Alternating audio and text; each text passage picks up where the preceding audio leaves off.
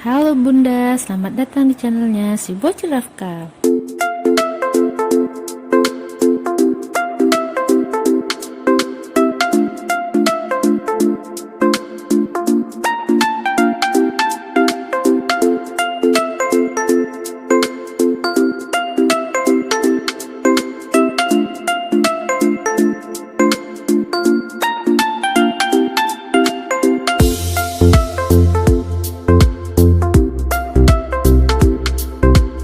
Halo Bunda, pada episode kali ini pembahasan kita masih seputar tentang kehamilan bayi besar ya Bun. Bayi yang ukurannya besar di dalam kandungan biasanya membuat orang tua merasa senang. Akan tetapi, jangan salah, ukuran bayi terlalu besar justru dapat meningkatkan risiko terjadinya komplikasi saat persalinan. Bayi besar dalam kandungan dapat terjadi pada beberapa kehamilan.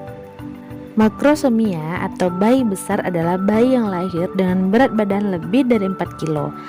Rata-rata bayi yang baru lahir usia cukup bulan berkisaran antara 2,5 sampai 4 kilo.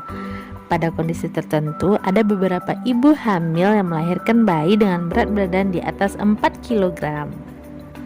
Ada beberapa faktor penyebab mengapa bayi terlahir besar. Di antaranya sudah kita bahas pada episode sebelumnya ya Bun.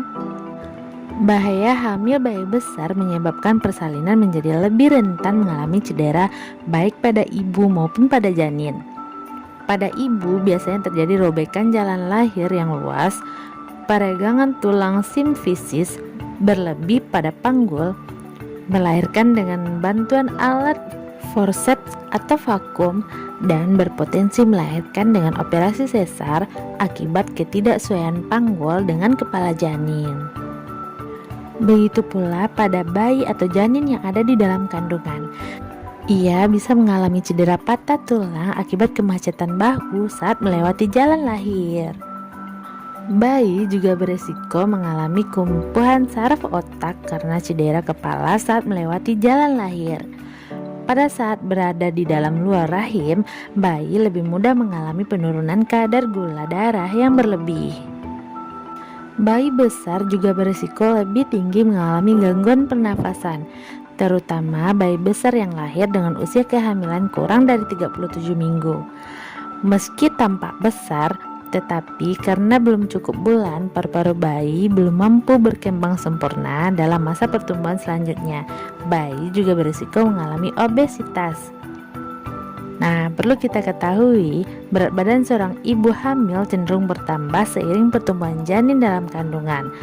Pertambahan berat badan ini penting terhadap keberhasilan proses kehamilan, terutama pada trimester kedua, ketiga, masa kehamilan, dan sebagai persiapan proses menyusui kelak.